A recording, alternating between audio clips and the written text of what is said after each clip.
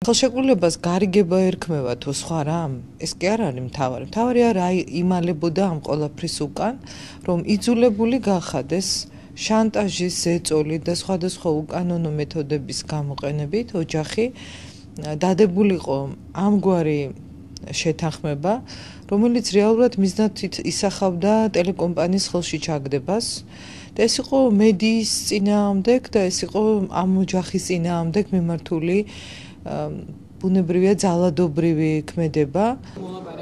მეგონი პირველ რიგში მინდა გითხრათ, რომ არაფერი განსაკუთრებული არ ხდება, ეს არის კიდევ ერთხელ პოლიტიკური სპეკულაცია ხელისუფლების მხრიდან. ნებისმიერ იურისტს შეგვიძლია გითხოთ, როგორც საქართველოს სასამართლოს ფარგლებს გარეთ, რომ მორიგება სახელმწიფოსა და მოქალაქეს შორის, ვინც ურჩივის სახელმწიფოს არის ჩვეულებრივი პრაქტიკა, ჩვეულებრივი სამართლებრივი პრაქტიკა და ეს საკითხი არ ეხებოდა იმას, ეს ეხებოდა სხვა ფინანსურ საკითხებს.